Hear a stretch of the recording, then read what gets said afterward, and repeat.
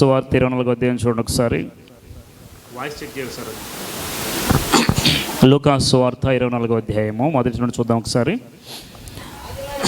ఆదివారమున తెల్లవారుచుండగా ఆ స్త్రీలు తాము సిద్ధపరిచిన సుగంధ ద్రవ్యములు తీసుకొని సమాధి యొద్దకు వచ్చి సమాధి ముందర ఉన్న రాయి దొర్లింపబడి ఉన్నట్టు చూచి లోపలికి వెళ్ళిరి. కానీ ప్రభు అయిన యేసు దేహము వారికి కనబడలేదు. ఇందును గూర్చి వారికి ఏమీ తోచకుండగా ప్రకాశమానమైన వస్త్రములు ధరించిన ఇద్దరు మనుషులు వారి యొద్ద నిలువబడిరి.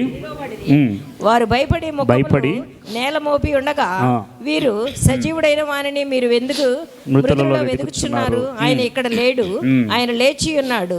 ఆయన ఇంకా గలిలయలో ఉండినప్పుడు మనిషి కుమారుడు పాపిష్ఠులైన మనుషుల చేతికి అప్పగింపబడి సిలువ వేయబడి 3వ దినమందు లేవవలసి ఉన్నదని ఆయన మీతో చెప్పిన మాట జ్ఞాపకం చేసుకున్నాడని వారితో అనిరి. అప్పుడు చూడండి, ఇవాళ 24 మొదట్లో ఏముందంటే స్త్రీలు అని రాయబడింది కదా. ఆ స్త్రీలు ఆదివారమున తెల్లవారుచుండగా ఆ స్త్రీలు తాము సిద్ధపరిచిన సుగంధ ద్రవ్యములు తీసుకొని సమాధి యొద్దకు వచ్చాయి. ఇప్పుడు మత్తయి సువార్త 28వ అధ్యాయము మొదటి నుండి చూద్దాం ఒకసారి. మత్తయి సువార్త, మార్కు సువార్త, లూకా, యోహాను అన్ని చోట్ల యేసుక్రీస్తు పునరుద్ధానం గురించి రాయబడింది. ఇప్పుడు ఇక్కడ కూడా చూద్దాం ఒకసారి. విశ్రాంతి దినం గడిచిపోయిన తర్వాత ఇక్కడ ఏమని రాశాడు? విశ్రాంతి దినము గడిచిపోయిన తర్వాత. ఇక్కడ ఏమని రాశాడంటే ఆదివారం అని రాశాడు లూకాసు వార్తలో. చూద్దాం ఇక్కడ. విశ్రాంతి దినం గడిచిపోయిన తర్వాత ఆదివారం అని తెల్లవారుచుండగా మగ్దలేనే మరియయు వేరొక మరియయు సమాధిని చూడవచ్చిరి. ఇప్పుడు సమాధి చాలు, మాకు కొద్దిసేపు ధ్యానం చేద్దాం. చూడండి, బైబిల్ క్లియర్గా చెప్తుంది యేసుక్రీస్తు వారు లేచింది ఏ రోజు? ఆదివారము తెల్లవారు జామున, అంతే కదా. తెల్లవారు చుండగా మగ్దలేనే మరియ వేరొక మరియ సమాధి దగ్గరికి వచ్చారు. ఆదివారము తెల్లవారు చుండగా. చూడండి ఒకసారి, ముందు ఒక మాట ఉంది, విశ్రాంతి దినము గడిచిపోయిన తర్వాత. విశ్రాంతి దినం అంటే ఎప్పుడు? చాలామంది ఆదివారం విశ్రాంతి దినం అంటారు. విశ్రాంతి దినం అంటే ఎప్పుడంటే శనివారము. యూదుల లెక్క ప్రకారము విశ్రాంతి దినము శనివారము, ఆదివారము మొదటి రోజు. వినాలి జాగ్రత్తగా. ఆదివారము ఫస్ట్ రోజు, శనివారము 7వ దినము. అవునా? 7వ దినము ఆదివారం అనుకుంటారు చాలామంది. దేవుడు చేసిన దానిలో మొట్టమొదటి దినము ఆదివారం. 7వ దినము అంటే యేసుక్రీస్తు చనిపోయిన తర్వాత నుండి మనకి క్లియర్గా అంతా మార్చబడింది. కానీ అంతకుముందు ఏం జరిగిందంటే మొదటిది ఆదివారము, శనివారము విశ్రాంతి దినము, 7వ దినము విశ్రాంతి దినము, శనివారం విశ్రాంతి దినం. ధర్మశాస్త్ర గ్రంథంలో విశ్రాంతి దినం అంటే తెలుసా? శనివారము. శనివారాన్ని దేవుడు పరిశుద్ధపరిచి విశ్రాంతి దినంగా చేశాడు ధర్మశాస్త్ర ప్రకారం. కొత్త నిబంధన ప్రకారము ఇప్పుడు మనం విశ్రాంతి దినం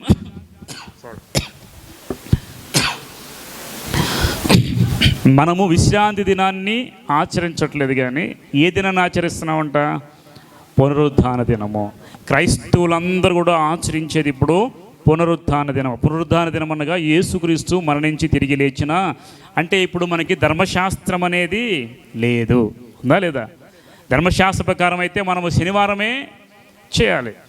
కాబట్టి శనివారం అంట యేసుక్రీస్తును సిలువేసింది శుక్రవారం అయితే శనివారము విశ్రాంతి దినం కాబట్టి ఆయనను సమాధిలో పెట్టాలి. అంటే ఆ సిలువలో వేలాడకూడదు యేసుక్రీస్తు. అందుకనే సాయంకాలం 6 అయిపోతే విశ్రాంతి దినం ప్రారంభమైంది కాబట్టి యేసుక్రీస్తుని హడావుడిగా సమాధిలో పెట్టేశారు. లేదంటే ఏమో తెలుసా, దేవుని బాడీ యేసుక్రీస్తు బాడీలు సిలువ వేస్తే సమాధుల్లో పెట్టరు తొందరగా. లోయ కాకులు వచ్చి తర్వాత ఈ వాటిని ఏమంటారు వల్చర్స్ డ్రాబందులు వచ్చేసి పీక్కు తినేస్తాయి సజీవంగా, లేదా వాళ్ళు చనిపోతే వాళ్ళు పీక్కు తినేస్తాయి. అంత భయంకరమైన స్థితి. యేసుక్రీస్తును అలాగ చేయకూడదని దేవుడు ఏం చేశాడంటే శుక్రవారము యేసుక్రీస్తు చనిపోతే శనివారం సాయంకాలం విశ్రాంతి దినం 6ంటికి స్టార్ట్ అవుతుంది. కాబట్టి ఈ విశ్రాంతి దినంలో యేసుక్రీస్తు శిలువ మీద వేలాడకూడదని ఆయన తీసుకెళ్ళి సమాధిలో పెట్టారు. ఇప్పుడు సమాధిలో పెట్టారు, అయిపోయింది. శనివారం స్టార్ట్ అయింది విశ్రాంతి దినము. విశ్రాంతి దినం అంతా యేసుక్రీస్తు వారు సమాధిలోనే. ఆ సమాధి ఎవరు చెప్పండి? అరిమత్తయి యోసేపు. ఆయన ఇదివరకు రోజుల్లో యూదులు ముందే సమాధులు కట్టించుకుంటారు, మీకు తెలుసా? ఇప్పటికీ సమాధులు ముందే కట్టించుకున్నారు చాలామంది. సమాధులకు వెళ్ళండి, పెద్ద పెద్ద టవర్స్ కడుతున్నారు. ఉదయం వెళ్ళాం మేము, పెద్ద పెద్ద టవర్స్ ఏంటంటే లోపల అపార్ట్మెంట్లు ఉన్నాయి, లోపల వాళ్ళ ఫ్యామిలీకి ముందే రిజర్వేషన్ చేసుకొని లోపల పెట్టుకుంటారు తీసుకెళ్ళి. అంటే ముందే కట్టించుకుంటున్నాం మనం స్థలాలు లేక. కానీ యూతులు ఏం చేస్తారంటే ఒక సమాధిని తొలిపించుకొని ఆ సమాధిని ముందే వాళ్ళు చూసుకొని అన్నీ సిద్ధపాటు చేసుకొని చనిపోగానే తీసుకెళ్ళి అందులో పెడతారనమాట. ఇట్లాగే అరిమత్తయి యోసేపు అని ఒక ధనవంతుడు, ఆయన సమాధిని చేయించుకున్నాడు, తొలిపించుకున్నాడు. ఇప్పుడు యేసుక్రీస్తుకు మొత్తం ఎంతమంది శిష్యులు? 12 మంది. ఈ 12 మంది శిష్యులు యేసుక్రీస్తుని గొల్గొతా కొండ దగ్గర, గొల్గొతా వెళ్ళక ముందు గెత్సేమనే తోటలో పట్టుకోగానే వీళ్ళందరూ ఏం చేశారు? ఎటోడాడు పారిపోయాడు. ఒక్కడన్నా నిలబడ్డా? కనీసం పేతురు కూడా, ప్రభా ఎవరు పోయినా నేను మాత్రం పోను ప్రభా అని పేతురు ఛాలెంజ్ చేశాడు. కానీ పేతురు కూడా పారిపోయి 3 సార్లు అబద్ధాలు చెప్పి దాక్కుందా. అంటే ఆయన దూరం నుండి వెంబడిస్తున్నాడు. ఒక్క శిష్యుడు కూడా లేడు. కానీ యేసుక్రీస్తుని రహస్యంగా వెంబడించిన శిష్యులు 2 ఉన్నారు. అతను శిష్యుల్లో అతనే నికోదేమైన ఒక ఆయన, అరిమత్తయి యోసేపు. సమాధి ఇచ్చాడు కదా. నికోదేమి ధర్మశాస్త్రోపదేశకుడు, ఆయన యాజకుడు, ధర్మశాస్త్రోపదేశకుడు. వీళ్ళందరూ ఏం చేశారంటే యేసుక్రీస్తుని రహస్యంగా వెంబడించినటువంటి స్నేహితులు లేదా శిష్యులు. వాళ్ళందరూ పారిపోతే వీళ్ళిద్దరు ముందుకు వచ్చారండి.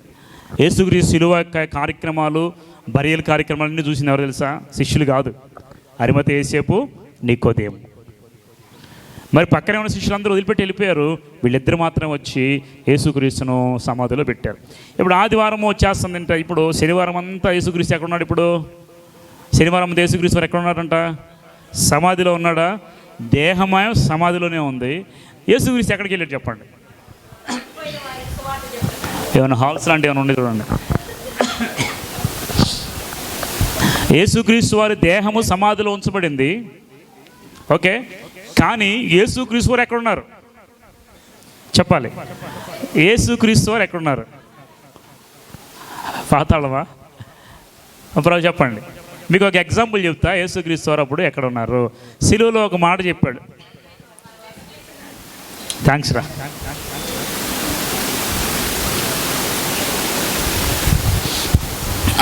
చెప్పండి. యేసుక్రీస్తు వారు చనిపోకముందు సిలువలో ఒక మాట చెప్పాడు. మాట ఏంటది? ఎవరితో చెప్పాడు ప్రభు? దొంగతో ఏమన్నా అంటే, నేడే నీవు నాతో కూడా. ఎప్పుడు? చనిపోయిన వ్యక్తులు వెంటనే వెళ్ళిపోతారా, కొంతకాలం భూమి మీద ఉంటారా? చాలామంది అనుకుంటున్నారు కదా, చనిపోయిన వాళ్ళు పాడుపడ్డ ఇళ్లలోనూ గబ్బిలలాగా ఏలాడుతా చెట్లకి చీకటి ఉన్నప్పుడు చీకట్లోనూ ఉన్నారని చాలామంది చెప్పి, ఇదంతా రాంగ్. ఒక విషయం చెప్తా వినండి. నీ దేహములో, మనిషి దేహంలో ప్రాణం పోగానే ఇక్కడ ఒక్క నిమిషం కూడా నీ యొక్క దేహంలో ప్రాణం ఉండటానికి వీల్లేదు, భూమి మీద ఉండటానికి వీల్లేదు. నీ దేహము దాటిపోగానే నీ ఆత్మకి ఇంకా నో ఛాన్స్, నీ దేహంలోకి రావడానికి కూడా అవకాశం లేదు. ఇది చాలామంది తెలియదు. ఇప్పుడు కొంతమంది పాస్టర్లు చెప్తున్నారు, నేను వింటా ఉన్నా, చనిపోయే పలానా రోజు చనిపోయిన ఆవిడ ఇక్కడే ఉంది, నీకు చూపించిన ఆమె ఇక్కడే చూరికని తిరుగుతుందని చెప్పారు. మా ఇంటి పక్కనే ఒక చోట ఒక పాస్టర్ వచ్చాడు. ఒకరోజు వచ్చి ఒక బాగపోతే నేను చూపించిన మీకు ఇక్కడే తిరుగుతుంది ఆమె అన్నాడు. ఆయన పాస్టర్. నేను అనుకుంటున్న వాక్యం తెలియని పాస్టర్. బైబిల్ వాక్యం ఏం చెప్తుంది? చనిపోయిన వ్యక్తి చనిపోగానే నేడే నాతో పరదేశంలో ఉంటావు. లేదా ఒక ధనవంతుడు చనిపోయాడు, పాతిపెట్ట, అప్పుడు అతడు పాతాళంలో బాధపడ్డాడు. లాజరు చనిపోయి పాతిపెట్టబడ్డాడు. లాజరు ఎక్కడున్నాడు? దేవదూతల చేత అబ్రహాము రొమ్మున ఆనుకున్నటకు కొనిపోబడిను. వినండి, మీకు అర్థమవుతుందా? ఒక మనిషి చనిపోగానే వారి ఆత్మ దేహం నుండి వేరైపోయి ఎక్కడికి వెళ్ళడానికి నువ్వు తీర్మానించుకున్నావో బ్రతికినప్పుడు అక్కడికి వెళ్ళిపోద్ది. కానీ ఇక్కడ ఉండటానికి, వేరే వాళ్ళు దూరడానికి అవకాశం లేదు. మనుషులకు దయ్యాలు పడతాయి లేదా? దయ్యాలు ఉన్నాయి లేదా? ముందు దయ్యాల గురించి, దయ్యాలు ఉన్నాయి లేదా? ఏం దయ్యాలు? కామిని, డాకిని, ఏ పేర్లు ఉన్నాయి, సినిమాలు వస్తూ ఉంటాయి.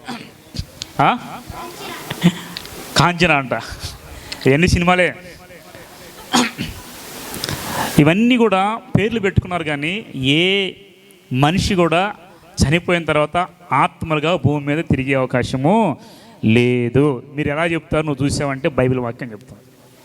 ప్రసంగి గ్రంథంలో చూస్తారు ఒకసారి, ప్రసంగి 9వ అధ్యాయం అనుకుంటా, ఒకసారి ఓపెన్ చేయడం. మా బైబిల్ చాలాసార్లు చెప్పి నేను. ప్రసంగి గ్రంథము 9వ అధ్యాయము 5వ వచనము. బ్రతికి ఉండేవారు తమ శత్రువుని ఎరుగుదురు, అయితే చచ్చిన వారు ఏమియో ఎరుగరు. వారి పేరేమైపోయింది? చచ్చిన వాళ్ళకి ఏమైనా తెలుసా? వాళ్ళలోకి రావడానికి, వాళ్ళ ఫ్రెండ్స్లోకి వెళ్ళడానికి, వాళ్ళ భార్య దగ్గరికి రావడానికి, ఎవరిలోకి రావడానికి భూమి అవకాశం ఉందా? వారికి ఏ లాభము? వారిక ప్రేమించరు, పగబెట్టుకొనరు, అసూయపడరు. సూర్యుని కింద జరుగు వాటిలో దేని అందున వారికి ఎప్పటికీ వంతు. మీకు అర్థమైంది ఇప్పుడు? ఒకసారి దేహంలోంచి ప్రాణం బయటికి వెళ్ళిపోయిన తర్వాత ప్రేమ అనేది తెలియదు వాళ్ళకి, పగ అనేది తెలియదు, అసూయ అనేది తెలియదు. వారు ఏమైపోతారంటే అక్కడ నుండి మరువబడి, వారి పేరంతా మరువబడి ఉంది. వారు ఎప్పటికీ సూర్యుని కింద జరుగు వాటిలో, అంటే విశ్వములో దేనిలో కూడా వారు ప్రవేశించడానికి అవకాశం లేనే, ఎప్పటికీ వంతు లేదు. No chance. మనుషులు రావడానికి లేదు, పశువులు రావడానికి లేదు, వేరే వాళ్ళకి రావడానికి లేదు, వేరే వాళ్ళకి పోనడానికి కూడా లేదు. మరి దెయ్యాలు ఉన్నాయా? ఉన్నాయి. ఆ దెయ్యాలు ఎవరు? పడద్రోయబడిన లూసిఫర్ యొక్క సమూహము. గుర్తుపెట్టుకోండి. వారే మనకు తెలిసిన వాళ్ళు ఎవరైనా చనిపోయారు అనుకోండి, వాళ్ళ పేరు పెట్టుకొని మీ దగ్గరికి వస్తారు మిమ్మల్ని మభ్యపరచడానికి. అబద్ధికుడు, సాతాను పేరేంటి? అబద్ధికుడు, మోసగాడు. వాడు ఇలాగ వచ్చేసి చాలామందిని మోసం చేసి, చాలామంది అమ్ముతారుగా, అమ్మో చనిపోయిందంట, వచ్చింది మా అమ్మాయిని బట్టుకు పీడిస్తుంది. మీరున్నారా లేదా? మన పక్కన జరుగుతుందంతా ఇదే. కాబట్టి గుర్తుపెట్టుకోండి, బైబిల్ ఎప్పుడు కూడా దీనిని సపోర్ట్ చేయదు. నాకైతే తెలియదు, నేను చూడాల, బైబిల్ వాక్య ప్రకారం నేను చెప్తాను. సరే వినండి. ఇప్పుడు యేసుక్రీస్తు శిలువలో ఉన్నప్పుడు రెండో మాట చెప్పాడు, నేడే నువ్వు నాతో కూడా పరదేశంలో. నేడే అంటే చనిపోయిన వెంటనే ప్రాణము పరదేశికి కానీ పాతాళానికి కానీ వెళ్ళిపోతుంది. ఇప్పుడు యేసుక్రీస్తు దొంగతో నేడే నీవు నాతో పరదేశంలో. నాతో అంటే నేను ఎక్కడున్నానని చెప్పాడు ప్రభు. ఇప్పుడు చెప్పండి, యేసుక్రీస్తు చనిపోగానే ఎక్కడికి వెళ్ళాడు? ఎక్కడికి? పరదేశం ఎక్కడుంది? భూమి కింద ఉందని ఎలా తెలుసు మీకు? పరదేశం అంటే ఏంటంటే పరదేశము. నేను ఒక విషయం చెప్తానండి. భూమి లోపల ఏమున్నాయంటే 3 పొరలు ఉంటాయి. మ్యాంటిల్, క్రస్ట్ లేయర్ అని ఉంటుంది పైన. మనం ఉందని చూసారా? ఇది మట్టి లేయర్ అంటారు దీన్ని. కొంచెం కిందకి వెళితే ఇసుక, రాళ్ళు, వాటర్ ఉంటుంది. మళ్ళీ కిందకి వెళితే ఇంకో లేయర్ ఉంటుంది. మళ్ళీ కిందకి వెళ్తే అగ్ని ఉంటుంది. దీన్ని ఏమంటారంటే కోర్ లేయర్ మధ్యలో. ఈ లేయర్ అగ్ని చూసారా? ఈ అగ్ని ఏం చేస్తుంటే అన్ని వైపుల నుండి 4 టైప్స్ ఆఫ్ ఫోర్సెస్ ఉంటాయి. గ్రావిటేషనల్ ఫోర్స్ మీకు తెలుసు కదా, గురుత్వాకర్షణ శక్తి. భూమి మీద గురుత్వాకర్షణ శక్తి భూమి లోపల ఉన్న అగ్ని వల్ల పుడతా ఉంది. అందుకే ఆకాశంలో భూమి ఇలాగే నిలబడింది, ఇలా తిరుగుతుంది. కారణం ఏంటి? ఒకవైపు 4 వైపుల నుండి సరైన ఫోర్స్ రావటం వల్ల భూమిని అన్ని కోణాల్లో పట్టుకొని దేవుడు ఇలాగ తిప్పుతూ ఉన్నాడు. కాబట్టి ఈ గ్రావిటేషనల్ ఫోర్స్ ఉన్న ప్లేస్ లోపల కోర్ లేయర్లను చూసారా? దానినే అగ్నిగుండం, పాతాళం అంటాం. పాతాళం అంటే అగ్నిగుండం కాదు, కానీ పాతాళం అంటే భూమి లోపల భాగాన్ని పాతాళం అంటారు. భూమి లోపల ఏముందంటే ఒకవైపు ఏమో, ఇప్పుడు చూడండి, ఇటువైపు కొంతమంది పురుషులు, ఇటువైపు స్త్రీలు, మధ్యలో ఏముంది? ఒక కార్పెట్ ఉంది. ఇటువైపు ఏమో చెర అంటారు, మరోవైపు ఏమో చెప్పండి పాతాళం అంటారు, మధ్యలో మహా అగాధం. ఇది ఎలాగుందంటే మా లూకాసు 16వ అధ్యాయంలో ధనవంతుడు లాజరు స్టోరీ ఉంది కదా. ధనవంతుడు దూరంగా ఉన్న అబ్రహాం చూస్తాడు, రొమ్మున అనుకున్న లాజరును చూస్తాడు, మధ్యలో ఏముందని చెప్తాడు? మహా అగాధము. ఇప్పుడు చూడండి, చనిపోయిన పరిశుద్ధులందరూ లాజరుతో సహా ఎక్కడున్నారు? ఇప్పుడు చెరలో ఉన్నారు, భద్రపరిచే గది. ఇప్పుడు యేసుక్రీస్తు వారు ఏం చేశారంటే, జాగ్రత్తగా యేసుక్రీస్తు వారు ఏం చేశారంటే పరదేశికి వెళ్ళారు చనిపోయిన వెంటనే. 3 గంటలకు యేసుక్రీస్తు వారు శిలువలో చనిపోయారు కదా. ప్రాణం పెట్టగానే దేహం అక్కడే ఉంది, ఆత్మరూపిగా పరదేశికి వెళ్ళాడు. పరదేశంలో ఎవరున్నారు ఇప్పుడు? అందరూ ఉన్నారా? పరిశుద్ధులు మాత్రమే. లోపల చెరలో ఎవరున్నారంటే పరిశుద్ధులు. అంటే ఆదాము మొదలుకొని యేసుక్రీస్తు ముందు వరకు చనిపోయినటువంటి భక్తిపరులు, ధర్మశాస్త్రం నెరవేర్చిన వాళ్ళు, దేవుని బిడ్డలందరూ అక్కడ ఉన్నారు. మరి ఈ మిగతా వాళ్ళందరూ ఎక్కడ ఉన్నారంటే పక్కనే పాతాళం చూసారా, ధనవంతుడు చూసి ఆ ప్లేస్లో ఉన్నారు. ఆ ప్లేస్లో వీళ్ళందరూ ఉన్నారు. యేసుక్రీస్తు చెరక మాత్రం వెళ్ళిపోయి, ఒక మాట ఉంది బైబిల్లో, నేనే మార్గము, సత్యమును, జీవం. నా ద్వారా తప్ప పరలోక రాజ్యానికి ఎవడు కూడా ప్రవేశింపడు. పరలోకము రావాలంటే ఇప్పుడు ఎవరి ద్వారా రావాలి? యేసుక్రీస్తు ద్వారా రావాలి. మరి యేసుక్రీస్తు పుట్టిందేమో 2000 సంవత్సరాల క్రితం. ముందున్న భక్తులందరూ పరలోకం వెళ్ళాలంటే ఇప్పుడు ఎవరి ద్వారా వెళ్ళాలి? మరి యేసుక్రీస్తు వాళ్ళకి తెలియదు కదా. అర్థమవుతుంది అందరికీ? అర్థం చేసుకోండి.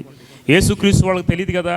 కాబట్టే దేవుడు భద్రపరచబడినటువంటి ఆత్మల దగ్గరికి వెళ్ళి క్రీస్తు సువార్త, చనిపోయిన వాళ్ళకి సువార్త అవసరమా? అవసరం. ఆల్రెడీ వాళ్ళు ప్రత్యేకించబడ్డారు, పరిశుద్ధులు. కాబట్టి ఇప్పుడు పరలోకం రావాలంటే క్రీస్తు ద్వారానే రావాలి. కాబట్టి యేసుక్రీస్తు భూమి మీద 3.5 సంవత్సరాలు బతికిన వారికి చెప్పాడు. తర్వాత చనిపోయిన తర్వాత ఆ పరిశుద్ధులైన ఆత్మ దగ్గరికి వెళ్ళి సువార్త చెప్పాడు. ఇప్పుడు వాళ్ళందరూ ప్రభుని విశ్వసించారు. వీళ్ళందరి తర్వాత యేసుక్రీస్తు వారు చెరను, గుర్తుపెట్టుకోండి, చెరగా పట్టుకొని భూమిలో పాతాళంలో ఉన్నటువంటి ఆ చెరను తీసుకెళ్ళి పరలోకానికి దగ్గర పెట్టుకున్నాడు.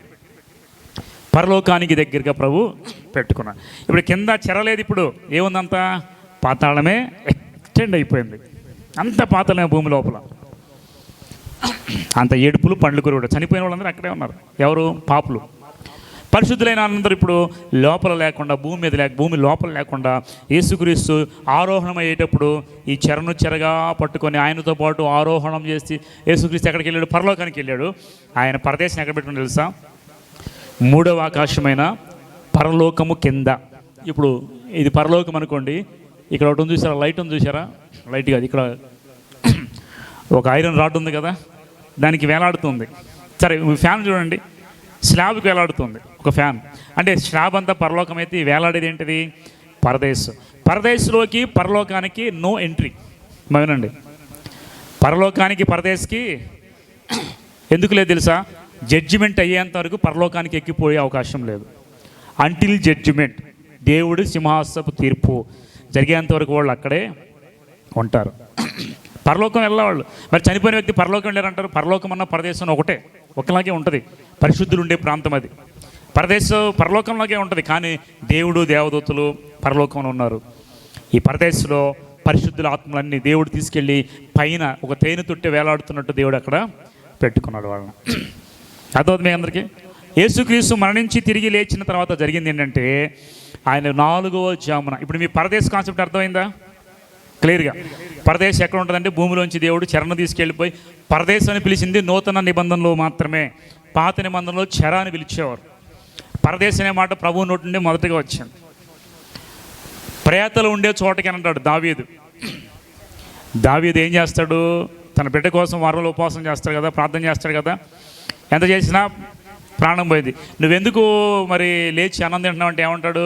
నేను ఎంత ప్రార్థన చేసినా తర్వాత నేను అతని దగ్గరికే ప్రేతలున్న ప్రాంతానికి వెళ్తాను, కానీ వేరే చోటకి నేను వెళ్ళను. కాబట్టి అది ఎక్కడుందంటే అందుకు భూమిలో ఉండేది. యేసుక్రీస్తు వారు దాన్ని తీసుకొని ప్రత్యేకపరిచి పరలోకం కింద పెట్టుకున్నాడు. ఆ కాన్సెప్ట్ మరలా అవుతుంది దాని దగ్గరికి. ఇప్పుడు యేసుక్రీస్తు చనిపోయిన 3 గంటల నుండి 6 గంటల లోపు సమాధి చేయబడ్డాడు. అంటే యేసుక్రీస్తు మత్తయి సువార్త 12, ఒకసారి చూడండి, మత్తయి సువార్త 12వ అధ్యాయము. ఒక్క నిమిషం, 12వ అధ్యాయం 40 వచ్చిన చూడండి. యోనా 3 రాత్రింబగళ్ళు భూగర్భములో తిమింగల కడుపులు ఎలాగుండెనో అలాగూ మనిషి కుమారుడు 3 రాత్రింబగళ్ళు భూగర్భములో. ఈ వాక్యం చెప్పండి ఇప్పుడు మీరు. యోనా 3 రాత్రింబగళ్ళు ఎక్కడున్నాడంట? తిమింగలం కడుపులో ఉన్నాడు. ఒక మనిషి చేప కడుపులో ఉంటాడా? ఏదైనా మింగే కానీ లోపల ఉన్న యాసిడ్ ఏం చేస్తే కెమికల్ అన్ని డైజెస్ట్ చేసేస్తుంది. కానీ చేపలో ఉన్న కెమికల్లో యోనాని ఏం చేయాల? యోనాకి పట్టుకోమని ఆజ్ఞనిచ్చింది ఎవరు? దేవుడు. మరి దేవుడు ఆజ్ఞనిచ్చినప్పుడు అంట ఈ చేప 3 రోజులు ఏమీ తినలేదు. లోపల అతను అరిగిపోకుండా జాగ్రత్త పడింది. దేవుడు ఆజ్ఞనిచ్చాడు. కాబట్టి ఈ 3 దినాలు ఎలాగైతే చేప కడుపులో ఉన్నాడో యోనా, అలాగే మనిషి కుమారుడు 3 రాత్రింబగళ్ళు భూగర్భములో. క్లియర్గా ఉంది ఇక్కడ. ఎక్కడున్నాడంటే ప్రభు? పరదేశం అంటే ఎక్కడుంది ఇప్పుడు? అర్థమవుతుంది మీ అందరికీ? పరదేశు భూమి గర్భములో ఉంది, భూగర్భం భూమి లోపల ఉంది. యేసుక్రీస్తు 3 రాత్రింబగళ్ళు అక్కడే. మరి 3 రాత్రింబగళ్ళు అంటే యేసుక్రీస్తు వారు 3 రాత్రింబగళ్ళు అవుతుందా చనిపోయి? ఓకే, యేసుక్రీస్తు వారు చనిపోయింది ఎప్పుడు? శుక్రవారం. ఎన్ని గంటలకి? 3 గంటలకి. ఆయన లేచింది ఎప్పుడు? ఆదివారం అంటే ఈరోజు. ఎన్ని గంటలకు లేచాడు? 4 అంటే 3 నుండి 6 మధ్యలో ఎప్పుడు లేచాడో తెలియదు, ఎవరికి కూడా తెలియదు టైం. తెల్లవారుజామున. ఇప్పుడు చెప్పండి, యేసుక్రీస్తు భూగర్భంలో 3 రోజులు ఉన్నాడా? ఎలా? ఒక రోజు అంటే నీకు ఎప్పుడు జ్ఞాపకం చేస్తా ఉన్నా, గుర్తుందా మీకు? యేసుక్రీస్తు 3 రాత్రింబగళ్ళు ఉన్నాడా? ఇది నేను చాలామందిని అడిగి, నేను చదువుకున్నప్పుడు ఎంటెక్ చేసేటప్పుడు కారుణ్యాలో ఒక బక్సింగర్ ఫెలోషిప్ ఒకటి ఉంది అక్కడ. నేను ఎంతమంది అడిగితే ఎవరు సమాధానం చెప్పట్లేదు నాకు. వాళ్ళకి కూడా తెలియదు, కొంత టైమింగ్ అంటున్నారు, ఏం చెప్పట్లా. అది తర్వాత అర్థమైంది, నేను శోధించాను, దేవుడు నాకు తెలియజేశాడు. ఎలాగంటే 3 రాత్రింబగళ్ళు ఎలాగొస్తుందంటే, దేవుడు భూగర్భములో ఎప్పుడున్నాడు అని అంటే, యూదుల లెక్క ప్రకారము ఈరోజు 6 గంటల నుండి రేపు 6 గంటల వరకు ఒకరోజు, మళ్ళీ 6 నుండి 6 వరకు. ఇప్పుడు మన కాలమానం ఏ ప్రకారము? Roman Gregorian English calendar. Night 12 నుండి మరలా నైటు 12 వరకు ఒకరోజు. మనం ఈ లెక్క చూస్తున్నాం, కానీ ఆ లెక్క ప్రకారం చూస్తే యేసుక్రీస్తు వారిని సిలువేసింది ఏ రోజు? గురువారం. ఓకే, యేసుక్రీస్తు వారిని శుక్రవారం కదా, శుక్రవారం సిలువేశారు. సమాధులు పెట్టింది ఎప్పుడు?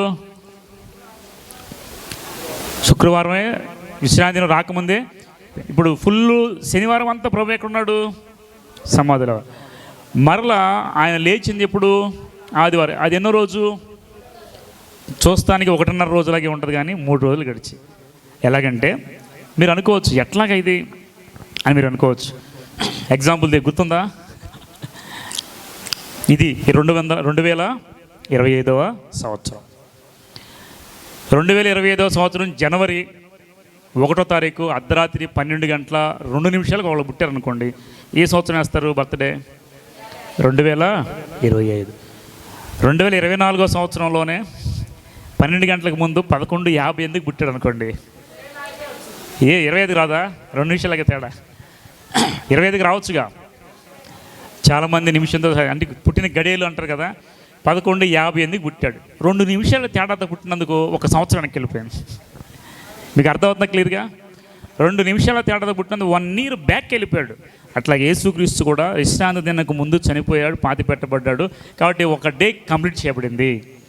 శుక్రవారము, శనివారము, ఆదివారం ఫుల్ 6 గంటలకు కంప్లీట్ కాకముందు యేసుక్రీస్తు లేచాడు. 3 days, 3 రాత్రింపగళ్ళు. ఒక రోజు అంటాం కదా, దినము రాత్రిని ఒక రోజు అంటారు. కాబట్టి గుర్తుపెట్టుకోండి, యేసుక్రీస్తు వారు 3వ దినాన్న తిరిగి లేచాడు. ఇప్పుడు మనకి అర్థమైన కాన్సెప్ట్ ఏంటంటే, పరదేశం అంటే ఏంటో అర్థమైంది. అది ఎక్కడుందో దేవుడు తీసుకెళ్ళి ఎక్కడ పెట్టుకున్నాడో మనకి అర్థమైంది. యేసుక్రీస్తు వారు 3 రాత్రింబగళ్ళు ఎక్కడున్నాడు చెప్పండి? భూగర్భంలో ఉన్నాడు. అది కూడా మనకి అర్థమైంది. ఇప్పుడు తర్వాత యేసుక్రీస్తు సమాధి దగ్గరికి వచ్చిన స్త్రీలు ఎంతమంది?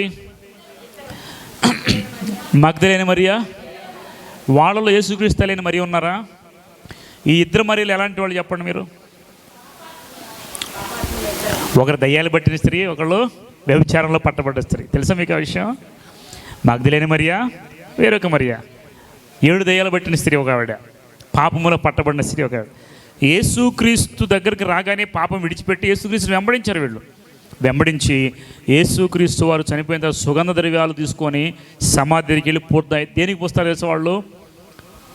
దేహానికి పోస్తారు. ఈజిప్ట్ లెక్క ప్రకారము, ఈజిప్ట్ మమ్మీ తెలుసు, మీ అందరికి మమ్మీలు అంటారు. ఈజిప్ట్ మమ్మీలు అంటే దాని అర్థం ఏంటి? వాళ్ళు ఏం చేసేవాళ్ళు అంటే, ఈజిప్ట్లో సుగంధ ద్రవ్యాలు తెచ్చి యెరూషలేములో కూడా దేహాలకు పూసేవాడు. వాళ్ళకి అలవాటు ఏంటంటే, సమాధులు అంటే మనకులాగా గుంట తీసి కప్పెట్టే విధంగా ఉండవు. వాళ్ళ సమాధులు ఎలా ఉంటాయి అంటే, 2 గదులు ఉంటాయి. అందులో ఒక గుహ, వినండి జాగ్రత్తగా, ఒక గుహ ఉంటుంది. ఈ గుహలోంచి లోపలికి వెళ్ళడానికి గేట్ ఉంటుంది, తాళం వేసేస్తారు. లోపలికి వెళ్ళినప్పుడు మనకు అక్వేరియం తెలుసు కదా, అక్వేరియం దగ్గర చూస్తే మనకి లోపల చేపలు తిరుగుతుంటే మనం ఇటు నుండి చూస్తాం, గ్లాస్ ఉంటుంది అర్థంగా. అట్లాగే వాళ్ళకి దీనికి మధ్య ఏముంటాయంటే కడ్డీలతో కట్టేస్తారు, అటువైపు వెళ్లకుండా. దాన్ని తీసేసుకోవచ్చు తలుపు. వీళ్ళు ఏం చేస్తారంటే, ప్రతి పండక్కి వాళ్ళ దేహాన్ని చూస్తూ సుగంధ ద్రవ్యాలు పూసి మౌన్ చేసి వస్తారు, అంటే విలపించి వస్తారు. పండగలప్పుడు వారి దేహం తీస్తారు, సుగంధ ద్రవ్యాలు పోస్తారు, ఎందుకంటే పాడైపోకుండా, కుళ్ళిపో వాళ్ళ దేహాలు. ఈజిప్ట్ మమ్మీలు కుళ్ళిపోతాయా బాడీ? అలాగే. కారణం ఏంటి? వాళ్ళు సుగంధ ద్రవ్యాలు పోస్తారు. ఇప్పటికి ఇండోనేషియాలో ఒక ప్రాంతం ఉంది. ఇండోనేషియాలో ఒక ప్రాంతంలో వాళ్ళ పూర్వీకులకి పండగ ఒకటి వస్తుంది. సమాధుల్లో తీసి బయటకి ఇంట్లో తీసుకొచ్చి వాళ్ళకి బట్టలే సిగరెట్ పెడతారు నోట్లో. మీరు వీడియో చూడండి, ఇండోనేషియాలో చనిపోయిన వాళ్ళు జాతర చేస్తారు. వాళ్ళ జుట్టు అలాగే ఉంటుంది, ఎండిపోయి ఉంటారు, వాళ్ళకి అన్నం తినిపిస్తూ ఉంటారు, కొత్త బట్టలు వేస్తారు, వాళ్ళు స్నానం చేపిస్తారు, పండుగ చేస్తారు. ఇప్పటికి కూడా యూట్యూబ్లో మీరు సెర్చ్ చేయండి, ఇండోనేషియాలో చనిపోయిన వాళ్ళ గురించి ఏమన్నా అంటే ఒక వీడియోస్ దొరుకుతాయి మీకు. అట్లాగే వీళ్ళు కూడా దేహం దగ్గరికి వెళ్ళి సుగంధం వెలబోసి దాని దగ్గర విలపించి వచ్చే అలవాటు. వీళ్ళు అలాగే వెళ్ళి విలపిస్తూ ఉంటే యేసుక్రీస్తు వారు అక్కడ లేడు. ఆశ్చర్యపడిపోయారు, ఇదేంటి యేసుక్రీస్తు లేడు, ఎవరైనా ఎత్తుకుపోయారా? ఆల్రెడీ సమాధి రాయి అంతా దొర్లించబడింది. సమాధి రాయి ఏమైపోయిందంట? దొర్లించబడింది. ఎవరు దొర్లించారు సమాధి రాయిని? దొత్తలేనా? యేసుక్రీస్తు లేచిన తర్వాత రాయి దొర్లింపబడిందా? యేసుక్రీస్తు రాయి దొర్లింపబడకముందే లేచాడు యేసుక్రీస్తు. చూడండి,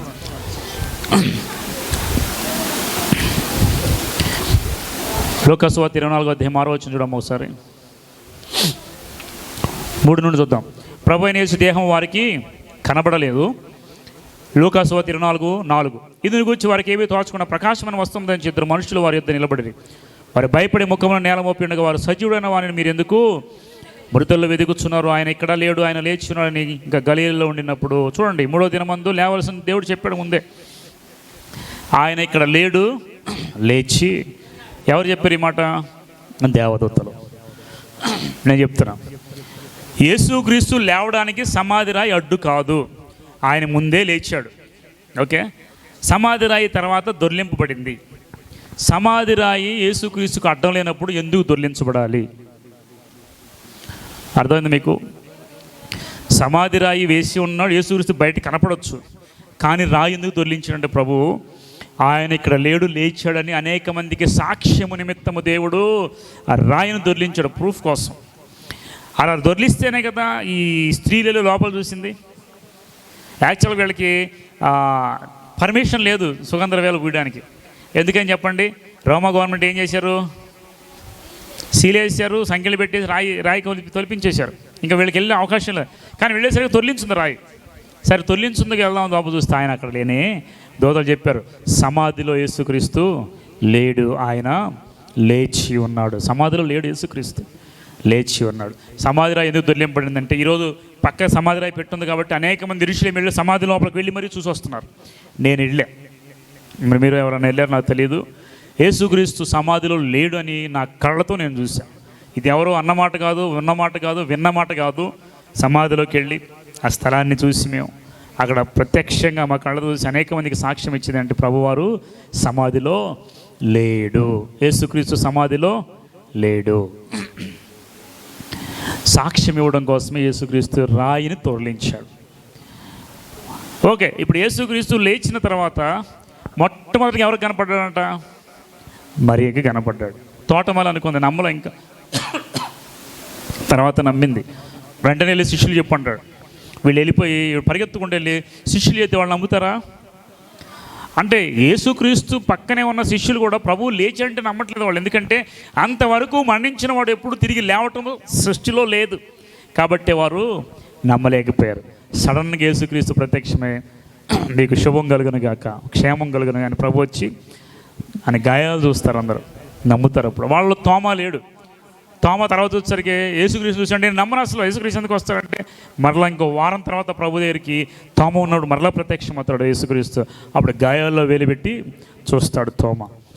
డౌట్ పడ్డ తోమా ఇండియా దేశానికి వచ్చి సువార్త ప్రకటించాడు. ఆయన మొట్టమొదటిగా మలైతూర్ అనే ప్రాంతానికి వెళ్ళి కేరళలో సముద్రం మీద ప్రయాణం చేసుకొచ్చి కేరళలో అడుగుపెట్టి చర్చిలు, కేరళ మొత్తం మీద 7 చర్చిలు కట్టాడు ఆయన. ఇప్పుడు నేను పోయినసారి ఆ చర్చిలు చూసాం వెళ్ళి. అక్కడ నుండి తమిళనాడు వస్తాడు. తమిళనాడు వచ్చి థామస్ మౌంట్ ఎయిర్పోర్ట్ పక్కన ఒక కొండ ఉంది, అక్కడ ప్రార్థన చేసుకుంటే వాళ్ళు వచ్చి వెనక నుండి బళ్ళంతో చంపేస్తారు. హతసాక్షిగా మార్చబడ్డాడు. యేసుక్రీస్తుని ఎలా చంపారు, యేసుక్రీస్తు శిష్యుని ఎలా చంపి ఇప్పటికి కూడా అలాగే చంపేస్తున్నారు దేవుని సేవలు హతసాక్షులుగా. వదిలిపెట్టుకోండి. యేసుక్రీస్తు శిష్యులు యేసుక్రీస్తుని చూశారు, తర్వాత స్త్రీలు కూడా చూశారు. అవన్నీ బైబిల్ గ్రంథం రాయబడి. ఇప్పుడు యేసుక్రీస్తు లేచని రుజువు ఉందా అంటే ఆయన చూసిన వాళ్ళందరూ కూడా సాక్ష్యం ఇస్తూ ఉన్నారు. కాబట్టి అది రెండవుతుంది, అయిపోయిందా?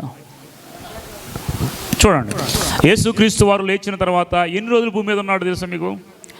40 రోజులు. 40 రోజులు యేసుక్రీస్తు భూమి మీద అలాగే ఎందుకున్నాడు యేసుక్రీస్తు 40 రోజులు